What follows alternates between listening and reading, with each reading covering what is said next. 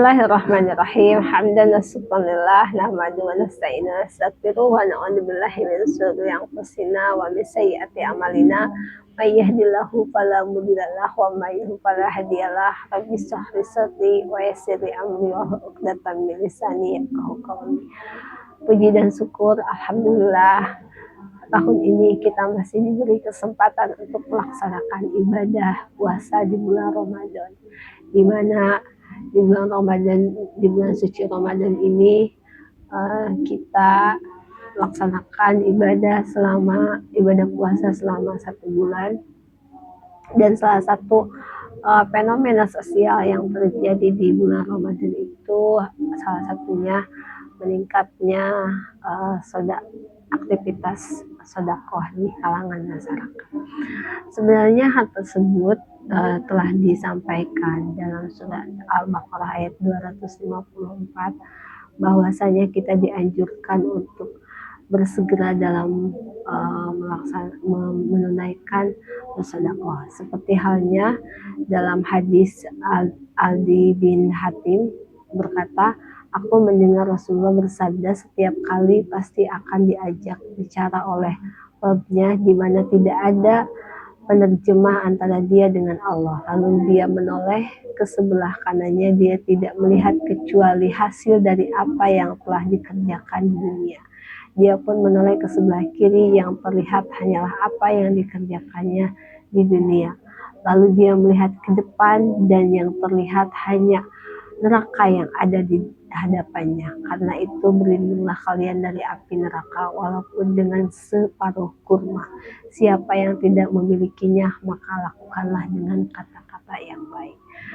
Seringkali kita memaknai sedekah itu dengan memberikan materi, tetapi bersedekah itu bukan hanya dengan materi, tetapi dengan berbuat kebaikan, seperti halnya sederhana memberikan kemudahan jalan bagi orang lain, itu pun merupakan bentuk sedekah. Seandainya kita berjalan di suatu perkampungan, kemudian di situ ada kayu yang menyulitkan orang untuk berjalan, lalu kita meminggirkannya sehingga orang-orang mampu kembali berjalan dengan mudah, itu pun merupakan sebuah kebaikan. Artinya tidak ada alasan untuk tidak bersedekah. Jadi tidak perlu menunggu kita berlebihan untuk bersedekah baru kita melakukan bersedekah. Jadi sedekah itu dilakukan dalam situasi apapun dan kapanpun. Dalam jurnal kesehatan, studi tentang sedekah ini telah menunjukkan bahwa perilaku altruistik, khususnya membantu orang lain, secara signifikan terkait tingkat kesehatan mental yang lebih tinggi. Jadi ada satu jurnal, judul jurnalnya Physical Social Interest, Behavior and Social Weighted Better Mental Health. Jadi semakin banyak seseorang melakukan sedekah, itu akan meningkatkan kesehatan mental. Kenapa? Karena dengan melakukan sedekah itu seperti jendela untuk seperti keran untuk mengalirkan air. Jadi dengan kita memberikan kesenangan kepada orang lain, justru kebahagiaan itu, memberikan kebahagiaan kepada orang lain, kebahagiaan itu kembali kepada diri kita. Tentu sedekahnya sedekah yang dilakukan dengan berdasarkan ikhlas, bukan berdasarkan faktor-faktor lainnya. Ketika kita ikhlas, hati kita memberikannya dengan ikhlas, maka kebaikan itu akan kembali kepada diri kita.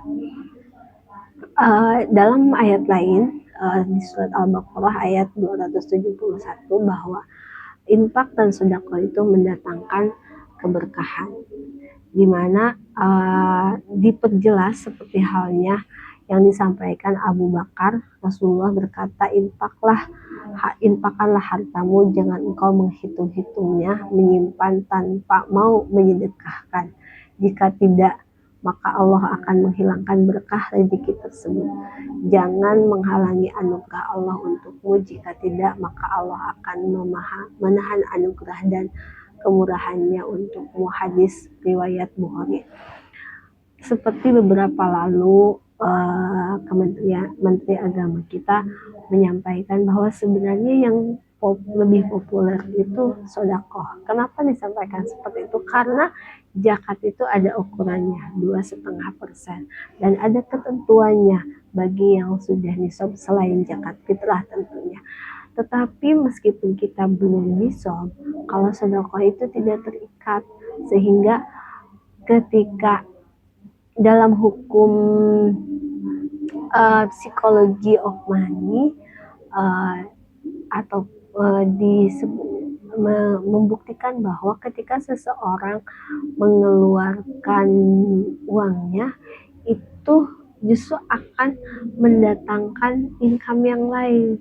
Nah, seperti halnya dalam hukum perputaran ekonomi, jadi yang baik itu bukan harta yang disimpan dan ditumpuk, justru itu akan menghentikan perputaran ekonomi. Tetapi yang bagus itu adalah yang diputarkan. Hari ini kita memiliki uang 1 juta misalnya, kita jika disimpan saja dalam bentuk cash, itu lama kelamaan akan terkena inflasi. Tetapi jika kita putarkan, kita berikan sedekah, orang yang diberi sedekahnya kemudian dibelikan untuk kebutuhan pokok, di situ terjadi transaksi dagang, kemudian yang dagang juga membeli lagi kebutuhan dagangnya, berputar lagi uangnya. Semakin banyak perputarannya, maka semakin stabil, semakin maju, semakin tumbuh perekonomiannya. Itulah kenapa sedekah itu sangat berperan kepada pertumbuhan ekonomi, karena bisa kita lihat fenomena-fenomena di bulan Ramadan. Setiap sore kita selalu membeli takjil dan seterusnya, bukan hanya untuk dimakan sendiri tapi untuk dibagi-bagikan. Kita memborong takjil dari seorang pedagang atau dari pedagang lainnya, penjualannya meningkat tinggi dan seterusnya. Banyak acara-acara bukber sehingga pedagang-pedagang penjualannya tinggi. Kemudian di hari raya Idul Fitri dengan tradisi THR, orang saling memberi satu sama lain. Ketika yang diberi dia yang memberi ataupun yang memberi menjadi sokongan dana, yang diberi juga kemudian membelikan uangnya untuk kebutuhannya. Disitulah terjadi transaksi ekonomi yang terus berkelanjutan. Maka sedekah ini sangat berperan penting, selain kepada merupakan bentuk amal saleh seorang muslim, di mana membelanjakan sebagian hartanya, juga secara personal menyehatkan jiwanya, menyehatkan spiritualitasnya, karena dia melepaskan sebagian apa yang dia miliki itu merupakan bentuk pendidikan jiwa bagi dirinya. Jadi apa yang didapat itu bukan serta-merta harus dinikmati oleh sendiri, tapi ada hak orang lain, ada justru lebih menjadi kesenangan ketika dibagikan kepada orang lain, dan dari segi ekonomi itu meningkatkan perputaran ekonomi. Demikian kultum yang bisa saya sampaikan, semoga bermanfaat untuk kita semua. Jangan lupa tetap sehat, lancar ibadah puasanya, lancar diberi kesehatan sampai Idul Fitri, dan jangan lupa bersedekah sekecil apapun dan dengan apapun. Demikian, wallahul muwaffiq ila aqwamit thoriq. Wassalamualaikum warahmatullahi wabarakatuh.